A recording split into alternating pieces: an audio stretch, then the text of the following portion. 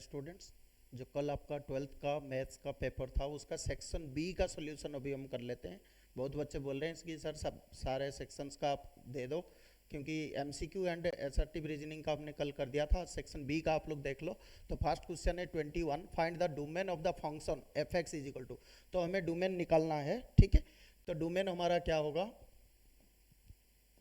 21 question आपका domain आपको क्या बोल रहा है कि f x is equal to cos inverse x square minus 4, ठीक है। तो डोमेन निकालना है। तो अभी देखो, जो कॉस इनवर्स फंक्शन होता है इसका वैल्यू कहाँ तक होता है आपका? इसका कॉस इनवर्स का जो वैल्यू होता है मैक्सिमम, ये आपका कहाँ से कहाँ तक होता है? -1 से लेके 1 तक होता है, ठीक है। तो अगर मैं इसको कंपेयर करके देखता हूं तो इसमें मेरा क्या आएगा ना, जो -1 होगा less than equal to x square minus 4 less than और इक्वल टू 1। तो इधर देखो 4 को इस साइड ले लो तो ये हो जाएगा आपका 3 is less than equal to x square is less than और इक्वल टू ये 5 हो जाएगा, ठीक है। तो अगर हम इसको x का वैल्यू फाइंड आउट करते हैं तो ये आपका हो जाएगा square root of 3। Square root of 3 क्या होता है? Plus minus root 3।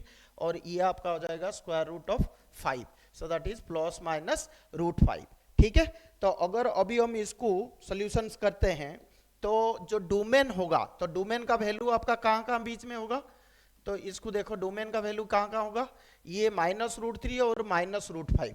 तो मतलब ये जो माइनस में है तो -√5 और -√3 के बीच में होगा ये वाला।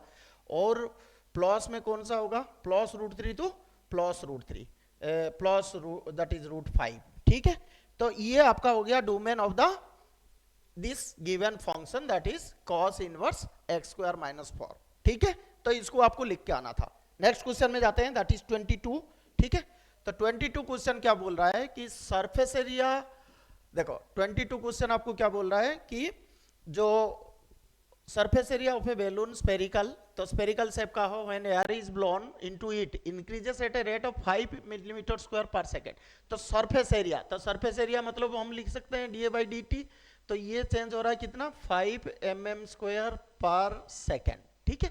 तो surface area of the spherical shape क्या होता है? 4πr² होता है। तो इसको हम लिख दें 4πr², ठीक है। और ये हो गया आपका 5।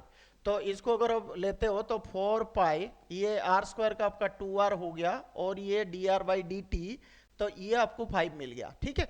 तो इसके वैल्यू देखो, जो रेडियस ऑफ द बैलून दिया हुआ है वो कितना दिया हुआ है आपको? ये आपको दिया है 8, ठीक है।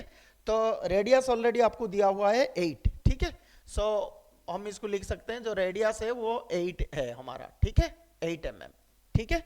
तो रेडियस जब दिया हुआ है तो रेडियस का वैल्यू हम इधर पुट कर लेंगे। तो ये कितना आ जाएगा? 2r, तो 16 हो जाएगा, 16 4 64π, ये dr/dt इक्वल्स टू 5। तो अगर मैं dr/dt निकालता हूं तो ये मेरा कितना आएगा? ये आएगा 5/64π, ठीक है। तो dr का वैल्यू मुझे मिल गया। नेक्स्ट मुझे बोलता है कि हमें क्या फाइंड आउट करना है ना, rate at which volume of the balloon is increasing. तो वॉल्यूम ऑफ द बैलून हमें फाइंड आउट करना है। तो वॉल्यूम ऑफ द बैलून को हम कैसे कर सकते हैं? तो वॉल्यूम आपको पता है, तो हमें फाइंड आउट करना है dV/dt। तो volume of the spherical shape क्या होता है? d/dt, ये होता है 4/3πr³, ठीक है। तो इसको अगर हम डिफरेंशिएट करते हैं तो हमारा ये क्या आ जाएगा? 4/3πr³ का कितना होता है? 3r² होता है और ये dr/dt होता है, ठीक है। ये मुझे फाइंड आउट करना है।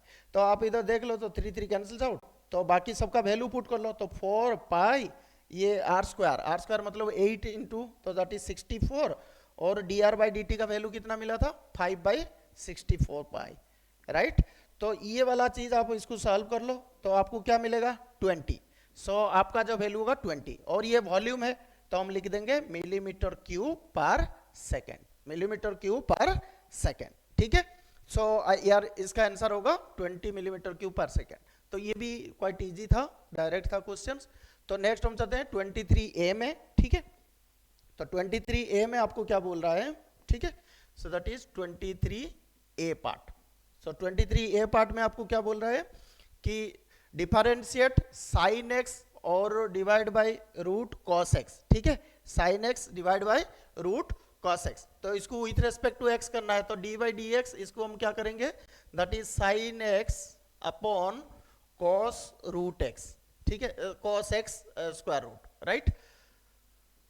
सो आप इसको देखो, इसमें हम क्या कर सकते हैं, इसको हम कोसेंट रूल पुट कर दें। कोसेंट रूल आपको पता है, डी, ये जो u बाई वी होता है, सो दिस इज डी, ये आपका dx अगर लिखते हो, ये u बाई वी है, तो इसको पहले होता है v, ठीक है। सो आप इधर लिखोगे, so root cos x v, differentiation of u is your sine x, ठीक है, फिर minus that is right u, ठीक है, और डिफरेंशिएशन ऑफ vx, तो इसको आप कर लेना, ठीक है, रूट कॉस एक्स, ठीक है, और डिवाइड बाय क्या होगा, न्यूमरेटर का दैट इज डेनोमिनेटर का स्क्वायर, तो कॉस रूट कॉस एक्स का रूट एक्स था उसका स्क्वायर हो जाएगा, तो ये कॉस एक्स हो जाएगा, ठीक है। तो ये आपको क्लैरिटी हो गया। अब इसको आप इवैल्यूएट कर लेना, तो ये देखो रूट कॉस एक्स है, अब इधर इसका डिफरेंशिएशन कॉस एक्स हो गया, ठीक है, और माइनस ये आपका साइन एक्स इनटू ये देखो रूट कॉस एक्स क्या हो जाएगा, इसका पावर हाफ हो गया, सो हाफ, फिर cos x to the power half minus one that is minus half हो गया, और उसके बाद फिर cos x को भी करना है, तो cos x को करने से माइनस साइन x हो गया, ठीक है, और डिवाइड बाय ये आपका cos x हो गया। तो ऐसे करके आप इसको सॉल्व कर लेना। तो इसमें ये माइनस माइनस प्लस हो गया, तो देख लो आपको 2 है तो 2 इधर सीधा लिख लो, ठीक है, और ये हो जाएगा आपका 2, और इधर क्या होगा, ये cos x है, ठीक है, तो इसको cos टू दी पावर ये हाफ ये 1, सो 3/2 हो गया, माइनस इधर क्या हो जाएगा, माइनस माइनस प्लस, ये हो गया साइन स्क्वायर एक्स, और इधर क्या बचा, cos two the power minus half, ठीक है, तो मैं इसको cos two the power minus half लिख दिया, और साइन स्क्वायर एक्स को मैं 1 माइनस कॉस स्क्वायर एक्स लिख सकता हूँ, ठीक है, 1 माइनस कॉस स्क्वायर एक्स लिख सकते हैं। डिवाइड बाय आपका क्या होगा, कॉस एक्स होगा, डिवाइड बाय क्या होगा, कॉस एक्स होगा। तो अभी देखो, अभी अगर मैं इसको सॉल्व करना चाहूँ, तो इसमें देखो cos two the power minus half, तो ये रहेगा, फिर ये माइनस हो जाएगा, तो कॉस स्क्वायर एक्स हो जाएगा, ये डिवाइड बाय कॉस एक्स है, ठीक है। तो इसको अभी हम सॉल्व कर लेते हैं। तो इधर हम क्या करेंगे, अभी 2 ये हो गया कॉस टू द पावर 3/2, ये प्लस ये देखो कॉस, ये कॉस, तो cos two the power -5 minus cos x था ना ये, तो ठीक है, हाँ ठीक है, तो कॉस एक्स ये तो माइनस हाफ है, तो ये आपका रहेगा कॉस माइनस हाफ, पावर हो गया ये x है, ठीक है, डिवाइड बाय ये वाला प्लस माइनस माइनस, ये cos to the power -5x, ये cos x, तो ये कितना हो जाएगा आपका cos, और ये हो जाएगा इन मल्टीप्लिकेशन देखो 2 माइनस हाफ हो जाएगा, ठीक है, तो 2 माइनस हाफ होने से 2 4 माइनस, तो दैट इज 3/2, ठीक है, ये x हो गया, ठीक है, divide by cos x, correct. अब देखो, अगर हम इसको देखते हैं, ये जो cos to the power minus half है, तो मैं सभी में ना इधर cos हाफ x नीचे ले जाता हूँ, तो मतलब cos हाफ इधर से ले लेंगे, इधर से ले लेंगे, और इधर से लेंगे, ये नीचे जाके हो गया, तो इधर ये नीचे इधर से ही लेना है, तो मतलब माइनस हाफ हम कॉमन ले लेते हैं, समझ में आ गया, माइनस हाफ हम कॉमन ले लेते हैं, तो ये आपका हो जाएगा 2, देखो माइनस हाफ इधर से कॉमन लेंगे तो 2 बाई, देख लो 2 चला जाएगा, तो 3 माइनस दैट इज 1/2, तो 2 हो जाएगा, ठीक है, सो 2 cos x हो जाएगा ये, ठीक है। सिमिलरली ये वाला आपका इधर हम ले गए, तो ये +1 हो गया, फिर इधर से हाफ चला गया, तो ये cos x हो गया, ठीक है, डिवाइड बाय क्या है आपका, ये दिस इज cos x, और इधर एक नीचे चला गया, तो cos to the power 3/2x हो गया, ठीक है, और ऑलरेडी इधर 2 जो आपने एलसीएम लिया हुआ था ना, 2 नीचे आ गया था आपका, ठीक है, तो ये 2 नीचे रहेगा, ठीक है। तो अभी देखो ये 2 cos x से cos x चला गया, तो cos x +1 हो गया, ठीक है, तो आपका ये वैल्यू आप इसको निकाल सकते हो, तो final value will come as your cos square x +1, ठीक है, so this will be your, ये वाला देख लो आप cos टू द पावर 3/2, ये हाफ और x था, तो इधर से एक्चुअली माइनस आप लेते, ये cos स्क्वायर हो जाएगा, ठीक है, तो cos स्क्वायर होने से ये टोटल हो जाएगा आपका cos square x +1 divide by 2 cos to the power 3/2x. So your final derivation for this will be your dy by dx will be equal to this thing, ठीक है, तो आप अगर इतना करके आए तो आपको फुल मार्क्स मिलेंगे, right. So that is the value will be cos square x +1/2 cos to the power 3/2x, right. अभी हम और पार्ट में चलते हैं, ठीक है, और पार्ट और बहुत इजी था, और पार्ट आपका क्या था 23b, तो बी पार्ट में क्या था आपका, that is y is equal to दे दिया आपका वैल्यू, y क्या था 5 cos x minus 3 sine x, ठीक है, आपको प्रूव करना है D square Y by D x square plus y is equal to 0। तो अभी हम क्या करेंगे, पहले इसका वैल्यू सारे निकाल देते हैं, ठीक है। तो आप देख लो d y by D x क्या होगा, एक बार डिफरेंशिएट कर दो तो 5, ये cos x का माइनस साइन एक्स होता है तो माइनस 5 साइन एक्स हो गया आपका, और माइनस साइन एक्स का cos x होता है तो 3 cos x हो गया, ठीक है। इसको दोबारा फिर हम डिफरेंशिएट करते हैं, ठीक है। तो D square Y by D x square ये कितना हो जाएगा आपका, इसको दोबारा कर दो तो दिस इज माइनस 5, ये cos x हो गया, और ये माइनस, ये फिर माइनस हो जाएगा प्लस 3 साइन एक्स हो गया, ठीक है। तो अभी आपको क्या फाइंड आउट करना है, D square Y by D x square. तो आपको क्या फाइंड आउट करना है, D square Y by D x square plus that is Y. तो ये वैल्यू आपको अभी देख लो, तो ये वैल्यू में आपको क्या आ रहा है, D square Y by D x square क्या था, minus 5 cos x plus 3 sine x, ठीक है, और प्लस वाई, वाई का वैल्यू आप सीधा पुट कर देना, 5 cos x minus 3 sine x। तो ये वैल्यू आप देख लो, ये कट हो गया, सो दिस टोटल इज 0, ठीक है। तो आपका प्रूफ हो गया, so hence it is proved, ठीक है। नेक्स्ट पार्ट में आप आ जाओ, क्वेश्चन नंबर 24। देखो क्वेश्चन नंबर 24 आपका वेक्टर के ऊपर डिपेंड करता है, तो जो क्वेश्चंस दिया हुआ है वेक्टर के ऊपर दैट इज 24A, ठीक है। 24A में क्या बोल रहा है, देखो वो बोल रहा है कि एक वेक्टर आप फाइंड आउट करो जो 5 यूनिट्स होगा परपेंडिकुलर टू गिवन 2 वेक्टर्स। तो आपको पता है कोई भी यूनिट वेक्टर है वो परपेंडिकुलर होता है 2 वेक्टर्स को, तो मतलब वो उसका क्या होता है, direction of the cross product. वो हमने ऑलरेडी पढ़ा हुआ है, जो क्रॉस प्रोडक्ट ऑफ 2 वेक्टर्स होता है उसका जो डायरेक्शन होता है वो परपेंडिकुलर होता है, ठीक है।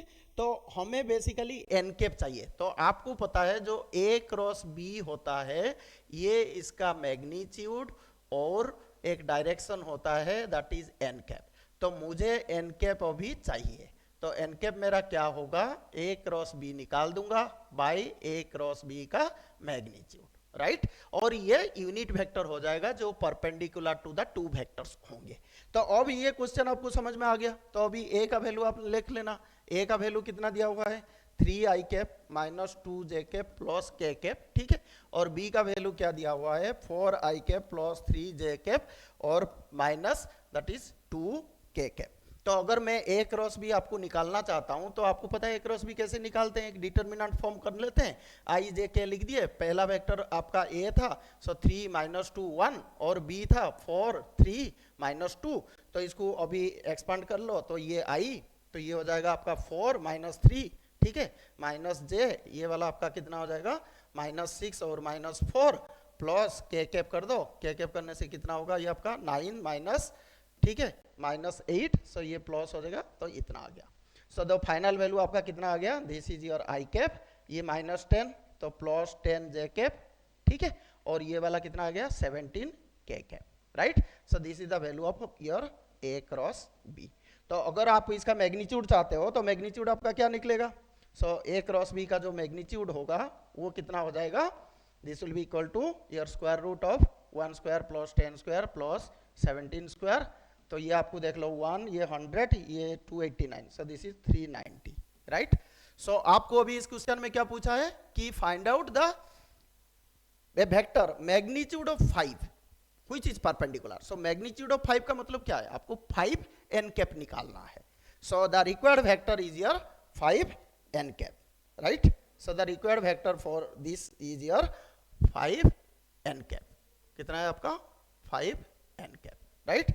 सो अभी मैं रिक्वायर्ड वेक्टर इधर लिख देता हूं, so your 5 N cap will be equal to 5 n के बदले हम क्या करेंगे, जो इसका वेक्टर है a cross b, so that is i plus 10j, ठीक है, and plus 17k divide by इसका मैग्नीट्यूड स्क्वायर रूट ऑफ 390, ठीक है। तो आपको इसको 5 आई कैप ऐसे आपको इसको सेपरेट करके लिख सकते हो, 5 आई कैप बाई ये 390, ठीक है, प्लस ये हो जाएगा 50j कैप बाई 390, ठीक है, और प्लस ये हो जाएगा 17, सो that is 85k cap divide by 390। तो ये आपका वैल्यू हो जाएगा। समझ में आ गया मेरे ख्याल से, आपको ये चीज़ अच्छी तरह आप कर सकते हो। This is very simple fundamental question, perpendicular है तो एन कैप होगा क्रॉस प्रोडक्ट का, राइट। सिमिलरली हम आ जाते हैं नेक्स्ट क्वेश्चन में, 24 का और पार्ट है। तो 24 का और पार्ट में हम क्या करेंगे, ठीक है। So this is B part.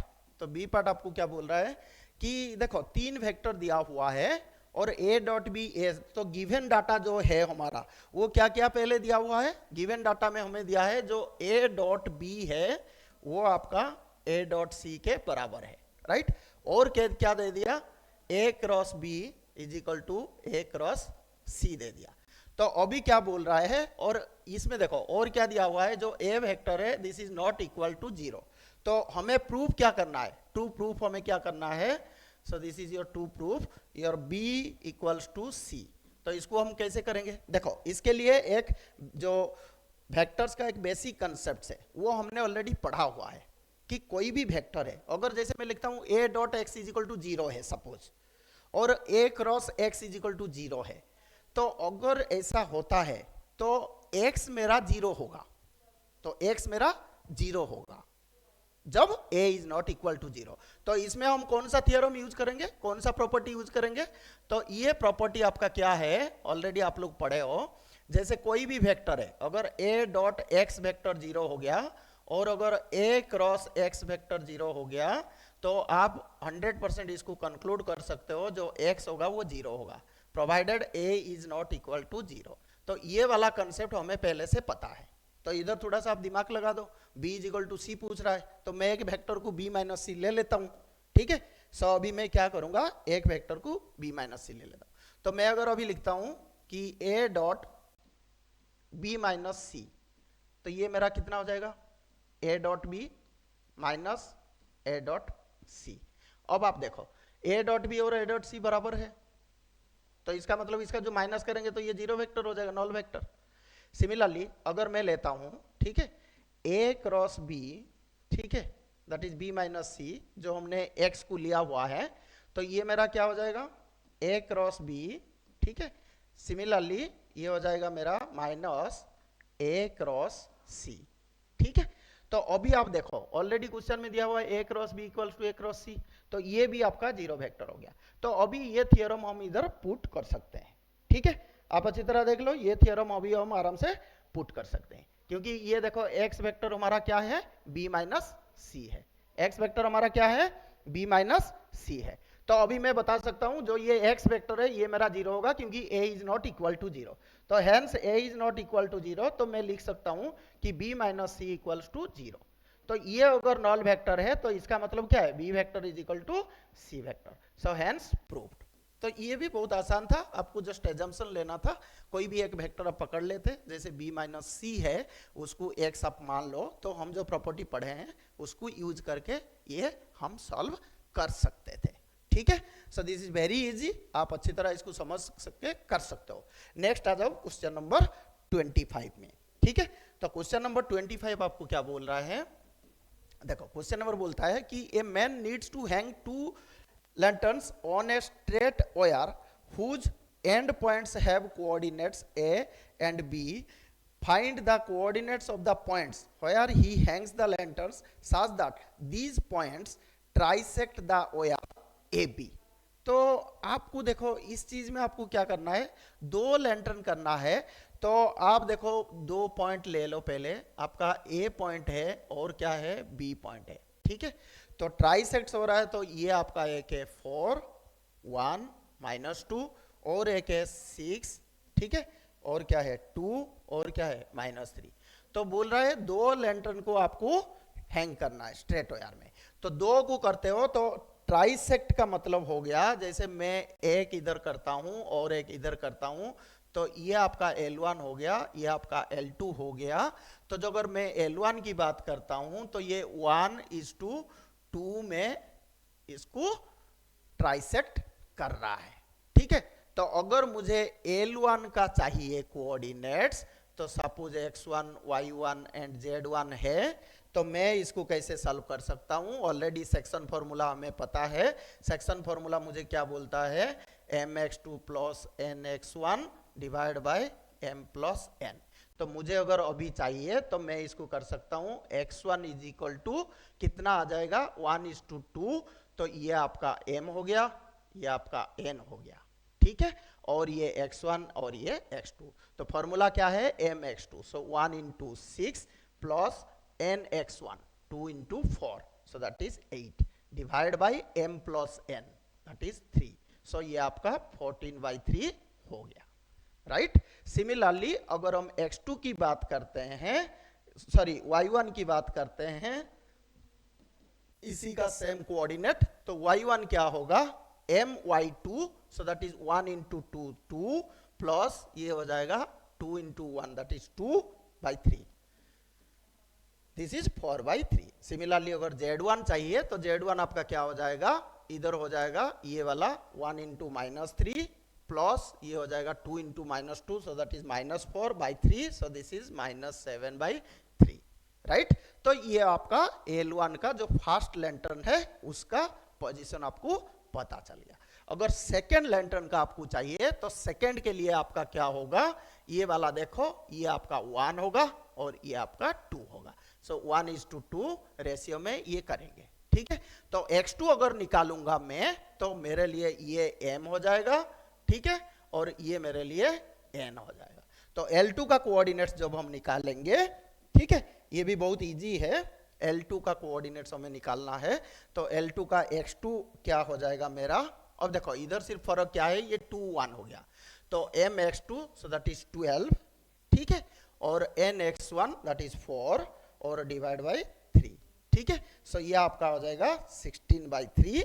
Similarly अगर y2 निकालते हो तो y2 क्या हो जाएगा, ये 2 हो जाएगा, 2 into 2 4 प्लस ये 1 into 1 1/3, सो ये 5/3 हो जाएगा। और z2 निकालोगे तो ये क्या हो जाएगा, 2 into -3 -6 और ये 1 into -2 divide by 3, so that is -8/3। तो आपका आंसर आ गया। तो जो पॉइंट्स आपको मिले थे उनका कोऑर्डिनेट्स कितने होंगे, ये 14/3, ठीक है, और ये 4/3 और ये कितना था -7/3, और इधर क्या आ जाएगा आपका 16/3, ठीक है, और दूसरा क्या आ गया था आपका 5/3 और जो z वाला था -8/3। तो ये आपको सॉल्व करके आना था। तो क्वेश्चन में देखना था कि ये दो लैंटर्न को आपको उस ओआर में हैंग करना है, सो दैट ये इसको ट्राइसेक्ट करते हैं। क्लियर हो गया, ठीक है। तो इस तरह आप अगर करके आते तो आपका सारे क्वेश्चंस आपका सॉल्व हो गया था, ठीक है। सो ये आपका सॉल्यूशन ऑफ सेक्शन बी हो गया। तो सिमिलरली हम सेक्शन सी का भी करेंगे, ठीक है। और आगे आपका जो जेई नीट का एग्जाम्स आ रहे हैं उसके लिए हम स्पेशल जेई का फिजिक्स सीरीज स्टार्ट कर रहे हैं, ठीक है। तो वो आप लोग भी देखते रहना, ठीक है। Thank you.